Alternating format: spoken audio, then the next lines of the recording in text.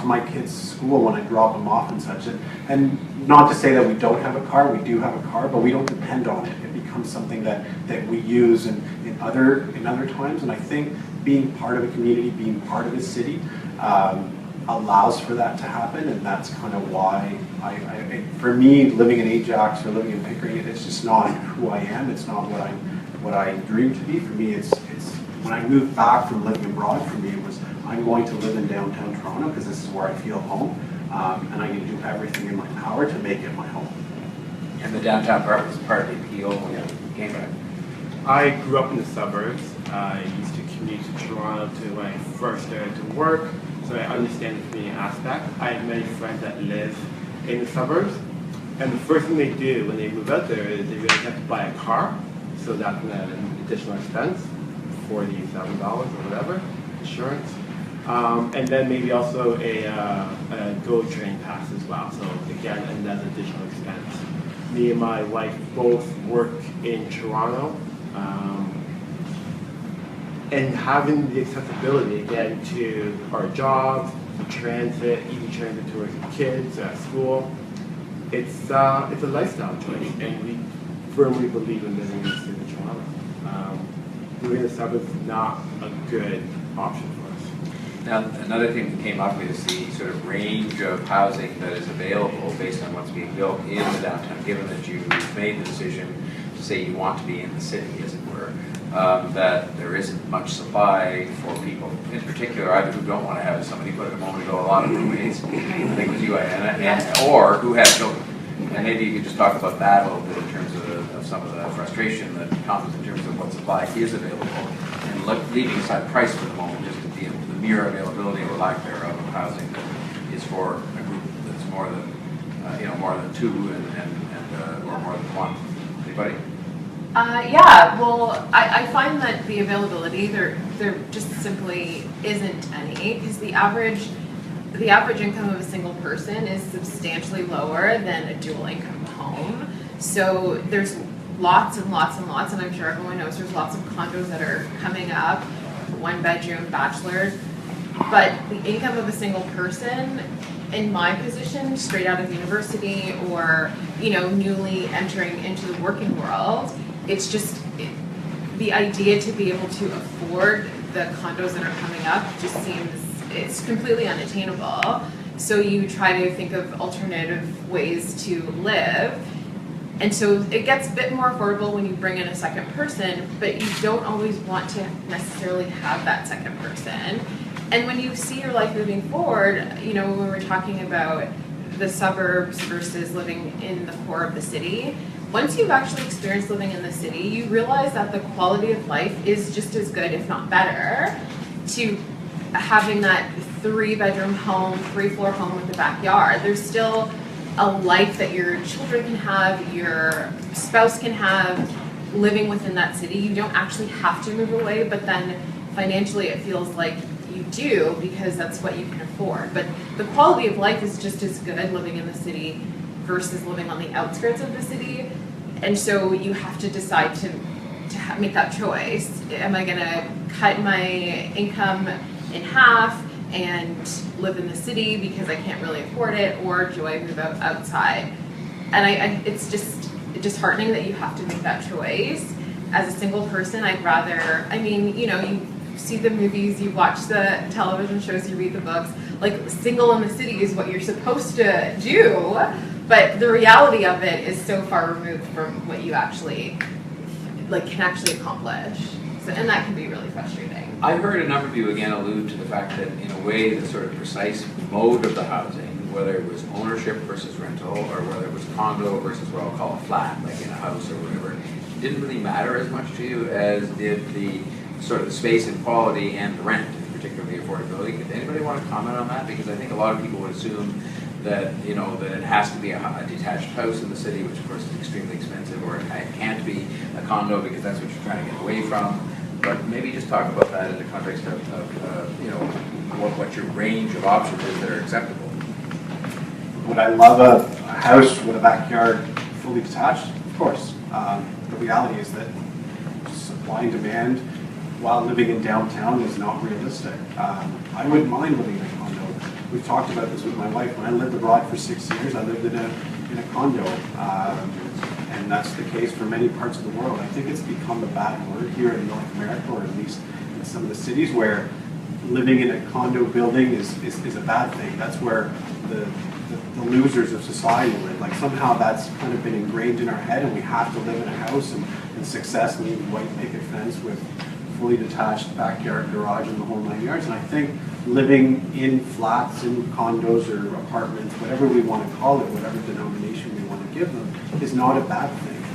At the end of the day, is our home safe? Can our children live there? Can I provide for my children while living in an apartment building? And I think that's not a problem. That's like I said, I think we've just grown accustomed to the amount of space we have here in Canada as a whole, and so we haven't thought about building up. We always think about building across, and for me, living in an apartment is not a bad thing. Living in a condo is not a bad thing, but at the end of the day, are they available? Are there 3-bedroom apartments out there? There are not, unless I'm willing to drop, $4,000 or $5,000 for a penthouse, and then that's big enough, kind of thing.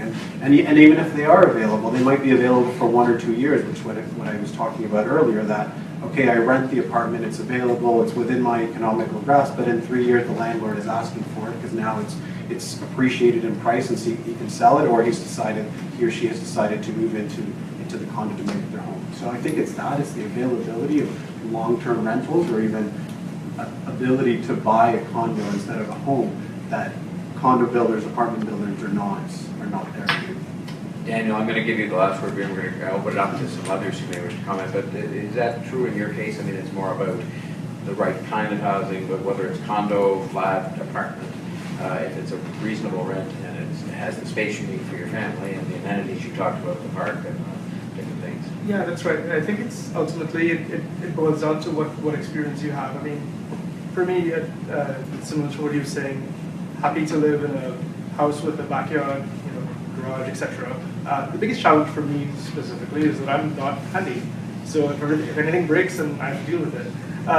But so to me, it's like any decisions you make around where you live is you basically have to break it down into like what value you're going to get out of the experience. So maybe I sacrifice a backyard for having close access to a lot of parks, or maybe living in an environment where I can like very easily meet my neighbors, and the culture of the street I live on is a strong culture, and like living around a lot of friendly people, and I'm able to grow relationships that way. Or maybe it's a matter of thinking, well, my commute to work is significantly shorter as opposed to what that brings to the table. So for me, I'd say that I personally am quite flexible, as long as the core experiences that I'm getting are along the lines of what I'm seeking out of living in the city. All right, we're going to try and bring some others into it, and you have to close, Alan, you have to close your eyes, so if anybody wants to get up, be brutally honest about the next question I'm going to ask them, don't hold it against them. But maybe I can ask it this way: do you know anybody? You can always talk about a friend, even if it's yourself, who's actually thinking about leaving the city, not because of their job. I mean, the job they're happy with, but they're leaving the city because they're frustrated with the housing and figure they might try and make the same career elsewhere. Does anybody here know of anybody in that kind of category, or know of a story, or been through something like that? Yeah, go ahead. Please tell us about it. Yeah, that's actually most of the people I know, to be honest. So I grew up in Bowmanville, which is about an hour east of here, for anyone who doesn't know. When I first graduated, I used to commute, and it was 2 hours one way. But then eventually the cost of commuting coupled with the cost of renting, because I think one of the things that isn't talked about is the fact that renting outside the city isn't cheap either. So for the people who may be watching this and saying, oh, you're whining, why don't you just go and rent outside the city? Of course, everyone wants to live in Toronto. The reality is it's not cheap to rent in the GTA anymore either, because there's fewer units available. So most of the people I know actually do live outside the city. Most of them live at home that I grew up with, because the reality is if you don't have a lot of roommates, whether that's people you met at school or a partner, the cost of living inside the city is so unattainable for so many people. But I mean, the cost of living outside the city is getting increasingly unattainable when you combine it with, as a few people spoke to earlier, the cost of public transit, which is not super affordable anymore, the cost of a car.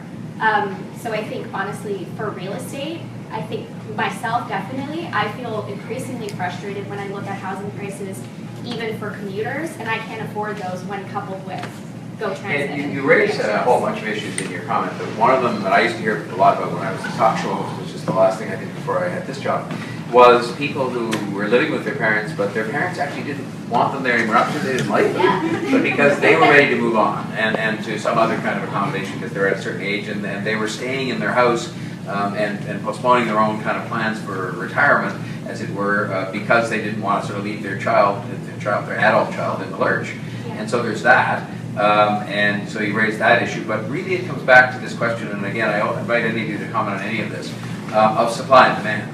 And the purpose of this, again, you again raised this notion of whether anybody should feel sorry, because the people here, and I guess you all by definition, are employed, and we're not, and I think people confuse that we're not talking about social housing, which is the Toronto community housing for people who are very disadvantaged or down on their luck or disabled or some frail seniors and so on. We're talking about affordable housing that people pay for, and they pay rent, and it's not subsidized in the context of being owned by the government. But it's the supply question of what kind of housing is there. Are we making sure that developments contain some units that are going to have affordable rents or that are affordable to own?